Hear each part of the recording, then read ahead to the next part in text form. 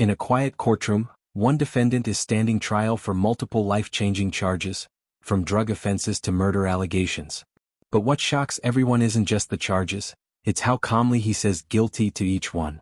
As the judge reads out sentence after sentence, the atmosphere in the room turns heavier, because by the end of this hearing one thing becomes clear. There may be no way back for him.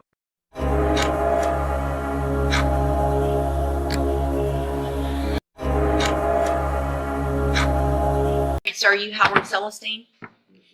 And Ms. Perazo, will your client waive the formal reading of the indictment in each case?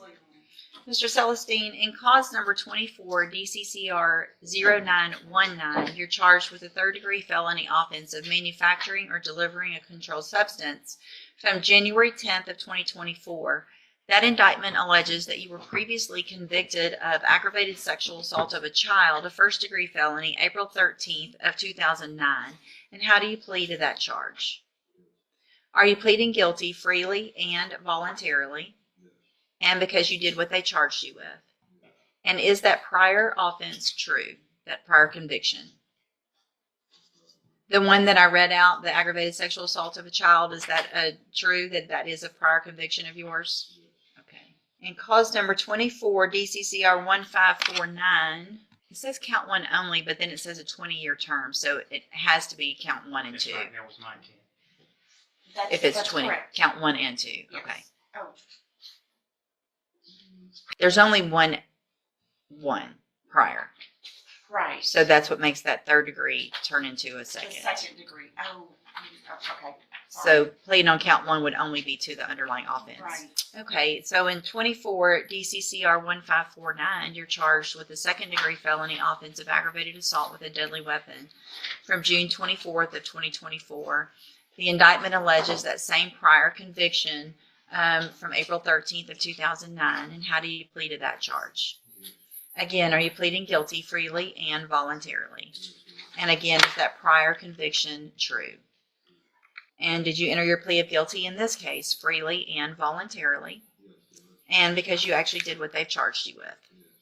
So in cause number 24 DCCR 1550, you're charged with a first-degree felony offense of murder from June 24th of 2024, and the state's elected to proceed on that count only.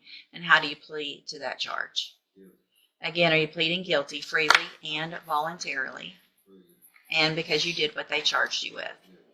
In cause number 24 DCCR 1551, you're charged in that case with the state jail felony offense of abandoning or endangering a child from June 24th of 2024. And how do you plead to that charge?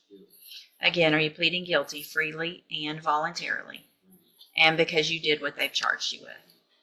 In each of these cases, I have here on the computer some documents that have your signature on them that the state has marked as exhibit number 1. Before you signed these, did you go over them with Ms. Perazo? Do you fully understand them? And do you understand if I follow the agreements that you've reached with the district attorney, you'll be waiving or giving up any right to appeal? Do you also understand, if you're not a U.S. citizen, that a plea of guilty or no contest may result in your deportation, exclusion from admission to the country, or denial of naturalization under federal law? State tenders number 1 in each case. It's admitted in each case. Is there any evidence that Mr. Celestine is not competent? No, Your Honor.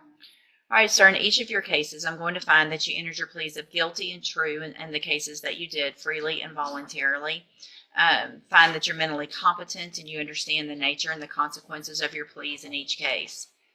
In cause number 24 DCCR 0919, find sufficient evidence to find you guilty, and at this time find you guilty of manufacturing or delivering a controlled substance. Find that prior conviction true. Sentence you in accordance with your agreement to a term of 20 years in the institutional division of the Texas Department of Corrections. You will receive credit on that sentence for any time that you've been in custody that the law gives you the right to receive.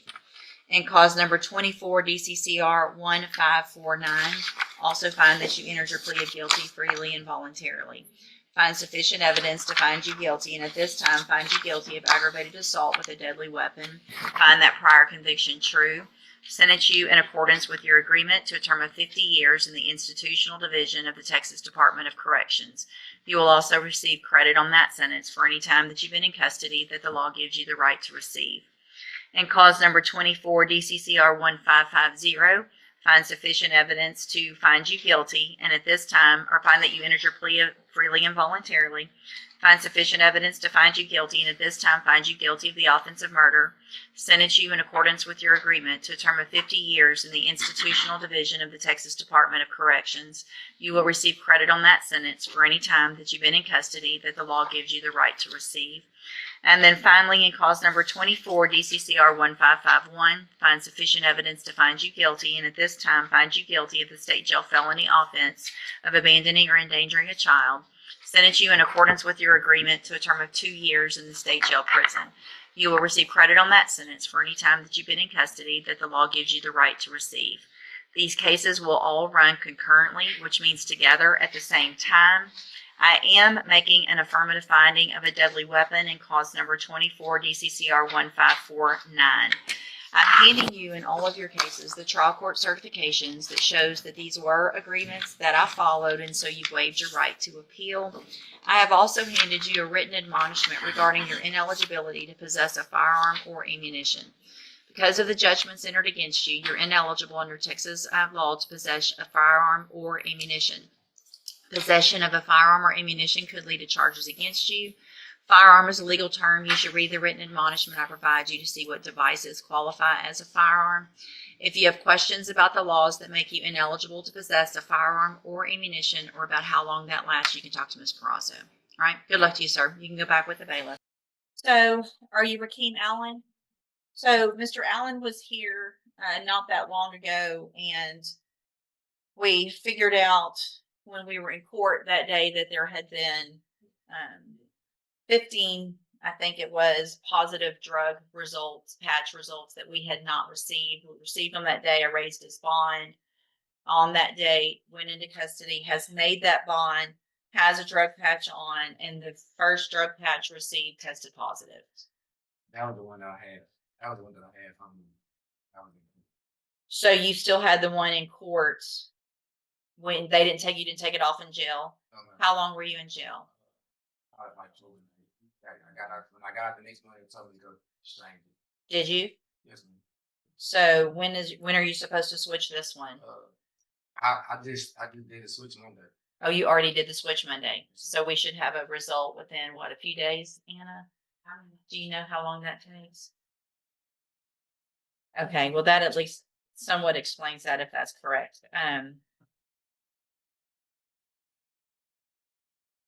So I want to make sure you understand, obviously I'm going to get that result within a few days. If it's positive, it's your bond's going to be high enough to where you're not going to just make it out overnight. Do you understand? If you test positive again for anything, you will be back in custody. We'll have a hearing. And at that point, based on the length of time, there are sometimes I can make findings that bonds are not even appropriate. So you better not test positive. You better not be around anybody that's doing it. You better not come in and say, I didn't do it. I touched something or somebody touched me. No excuses. This next one better be negative. Okay. All right. Y'all are free to go. Thank you. I'm sorry, Judge. Yes. I didn't want to interrupt you. In light of his criminal history, would the court consider, now that he's back out on bond, the GPS monitor in this case? What's the underlying offense of Amy? I mean, he showed up every time. And there's not necessarily a complaining I witness. just wanted to ask. Okay, yeah, I would say if there's any other issues Something that comes up, comes up, let me know. I'll file something. Otherwise, my main thing, he's been here every time. We just didn't realize he was testing positive for that long. I did. All right, you're free to go. Thank you. Good morning. Are you Claire Desabille? And Miss Bill, this is your initial appearance. In cause number 26, DCCR 0224, you're charged with a third-degree felony offense of unlawful carrying a weapon on alcohol premises, or a premises that serves alcohol, and that's from October 25th of 2025. Since you've made bond in your case, have you had an opportunity to try to hire a lawyer? No. All right, so what I'm going to do, Miss Bill, is reset your case about 30 days to give you some time to try to hire someone. If you get someone hired before that next court date, just bring the reset notice that you get today to that lawyer and they'll tell you what to do. If you're unable to hire someone before the next court date, then I'm ordering you to visit with at least 3 lawyers. They all charge different amounts. They have different payment plans. Bring me the names of the lawyers that you've talked to so I know you're trying, and then we'll discuss your options. If you don't do that, then when you come back, you run the risk of me raising your bond for not following that court order, and you would have to go back to jail. Do you understand? Yes. All right, if you step in front of the clerk, she'll give you your reset notice. And just like that, the judge delivers the final sentence that changes everything. Years behind bars. All cases running at the same time. No easy way out. But the real question is, how did it even get to this point in the first place? If you want more real courtroom moments that feel stranger than fiction, make sure you subscribe right now and turn on notifications, because the next case might be even more intense than this one.